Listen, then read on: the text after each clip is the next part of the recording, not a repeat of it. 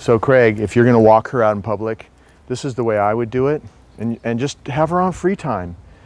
Put your hand through this loop so that way you can never, if you're going like this, she could pull out of it or something. Just put it over your wrist, and that way nothing bad ever happens. And then if you're going to call her like this, come, good, or take her leash, you want to have this hand, your right hand, just ready to go. You got your pouch on, just whether you have ammo in your hand ready to go for the next dog that passes by or whatever you're working with, or you just reach in really fast as you back away. Good. This left hand leash, right hand reward thing works really well. And the reason is, since the leash is on her right side, come.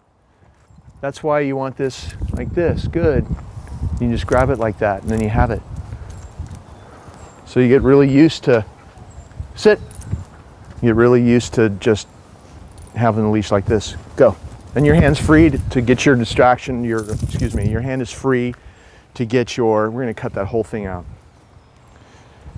And then your hand is free to grab your reward, to call her, just like we got a car coming, see how she's staring at the car? Come. Good. You're all ready to go, just if you hold the leash like this. There you go. So why don't you just randomly call her back to come to you? Come. Good. And that's it.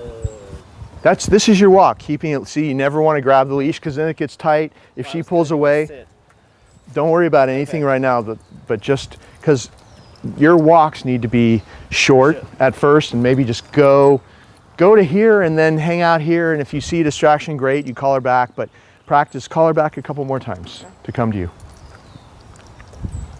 I'll be the distraction. Hey, and you call her back.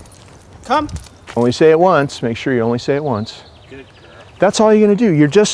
What you're doing on this walk, you don't have to do any other training. This is really important. So you're just showing her, when we're out here, I'm the center of the universe. I could call you back to come every 20 seconds.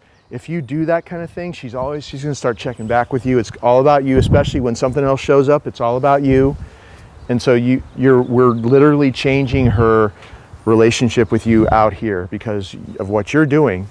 And she's changing. So even if you just come this far, which is 2 doors down from your house, have a few successes of recalls, maybe you see somebody come out of their house or a dog or something, then you go back. 5 minutes and you go back. That's the way you start the walk. So as you get comfortable, if you're not having disasters happen, go down to the corner and come back. Just a little bit more as time goes on. Don't go all the way down all at once. Just gradually work into the longer walks.